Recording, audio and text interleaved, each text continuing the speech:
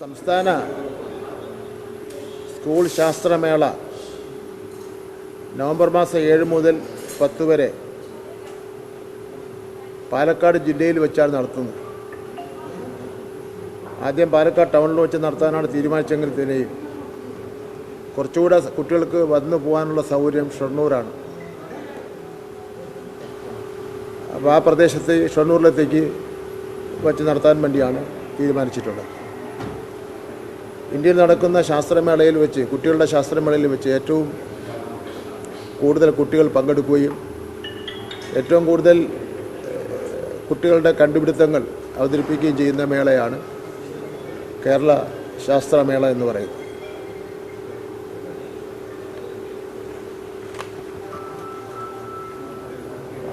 നാലായിരത്തോളം വരുന്ന കുഞ്ഞ് ശാസ്ത്രജ്ഞന്മാർ ഈ മേളയിൽ പങ്കെടുക്കുന്നുണ്ട്. ഇന്ന് രാവിലെ 9:30 മണിക്ക് അതിൻ്റെ സംഘാടക സമിതി ടൗണിൽ വെച്ച് ചേരുകയാണ്. ബഹുമാനപ്പെട്ട LSGയുടെ മന്ത്രി അത് ഉദ്ഘാടനം ചെയ്യും. കൃഷ്ണൻകുട്ടി മന്ത്രിയും അതിൽ പങ്കെടുക്കുന്നുണ്ട്.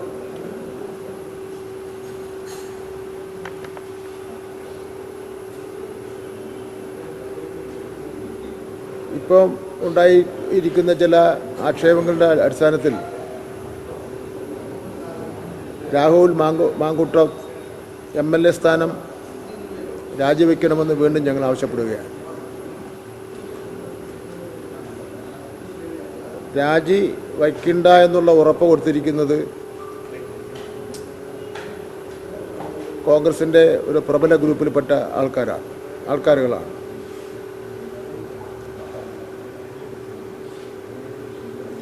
സ്വന്തം പാർട്ടിയിലെ വനിതകൾക്കെതിരെ പോലും സൈബർ ആക്രമണം നടത്തിക്കൊണ്ടിരിക്കുകയാണ്. ഉമാ തോമസിനെതിരെ കടുത്ത ഭാഷയിലാണ് ആക്രമണം നടത്തിയിരിക്കുന്നത്. അവരെപ്പറ്റി പറഞ്ഞത് തള്ള വീണപ്പോൾ ചത്താൽ മതിയായിരുന്നു എന്ന തരത്തിലാണ് കോൺഗ്രസ് സൈബർ കൂട്ടം ആക്രമിക്കുന്നത്.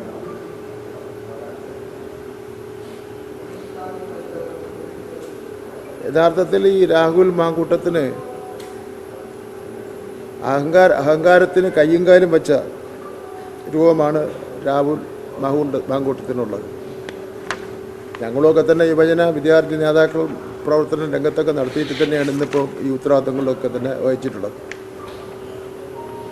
അയാളുടെ അഹങ്കാരത്തിൻ്റെ ഒരു ചെറിയ ഉദാഹരണം പറയാം. അയാളൊരു പൊതുയോഗത്തിൽ പ്രസംഗിക്കുകയായിരുന്നു. സോഷ്യൽ മീഡിയയിലൊക്കെ ഇന്നിപ്പോൾ വരുന്നുണ്ട്. പിണറായി വിജയനെ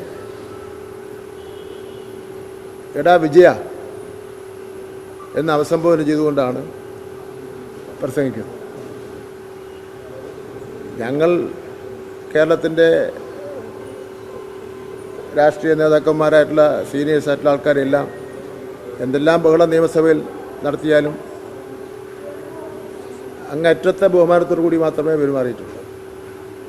എൻ്റെ അനുഭവത്തിന് എനിക്ക് VS നയനാർ, ശ്രീ AK ആൻ്റണി, ശ്രീ കരുണാകരൻ അവരൊക്കെ തന്നെ പ്രവർത്തിക്കാൻ അവസരം കിട്ടിയിട്ടുണ്ട്.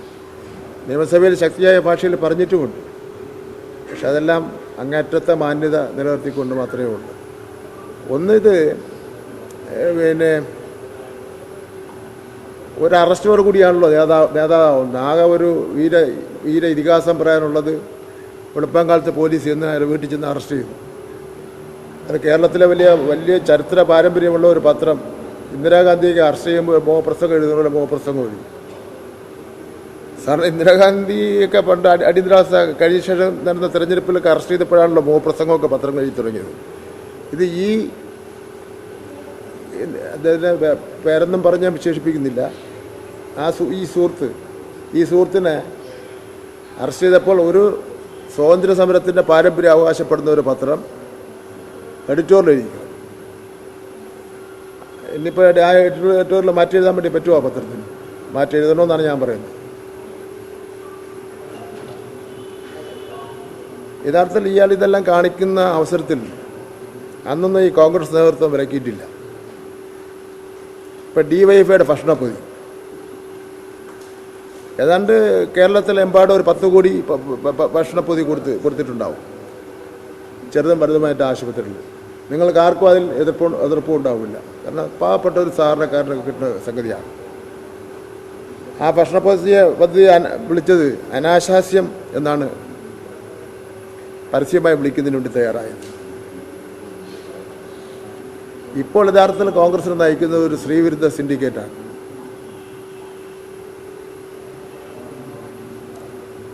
രാഹുൽ മാങ്കൂട്ടത്തിന് പൂർണ്ണ പിന്തുണ കൊടുത്തിരിക്കുന്നത് ഷാഫി പറമ്പും വി ഡി സതീശനുമാണ്.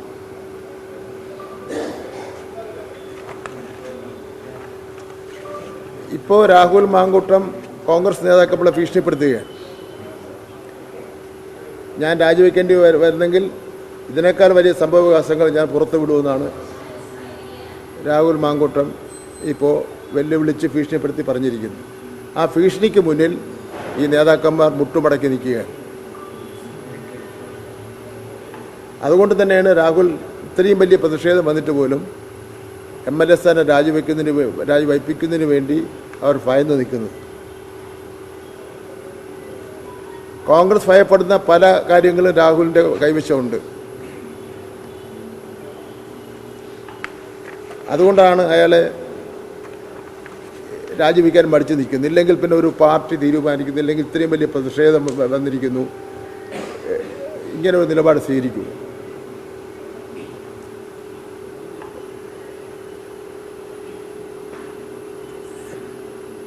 ഇപ്പോൾ ഈ നമ്മുടെ പാലക്കാട് വെച്ച് നടക്കുന്ന ശാസ്ത്രമേളയിലൊന്നും പങ്കെടുക്കാതിരിക്കുന്നതായിരിക്കും നല്ലത്. കാരണം കുട്ടികളെല്ലാം ഇപ്പം ടെലിവിഷൻ തുറക്കാൻ നിവൃത്തിയില്ല. കുട്ടികൾക്ക് ഓരോ വാക്കിനും സംശയമൊക്കെ വരികയാണ്. കുട്ടികളിതെല്ലാം കണ്ടുകൊണ്ടിരിക്കുകയാണ്. അപ്പോൾ ഈ ചിത്രം എല്ലാവർക്കും അറിയാമല്ലോ, മുഖം എല്ലാവർക്കും അറിയാം. അപ്പോൾ ഇങ്ങനെയുള്ള ഒരാൾ വന്ന് ഈ 14,000 കുട്ടികളുടെ ഇടയിലൊക്കെ മിങ്കിൾ ചെയ്ത് പോകുമ്പോൾ എന്താ ഉണ്ടാവണമെന്ന് പറയാനും പറ്റില്ല. അങ്ങനെ പ്രശ്നമുണ്ട്.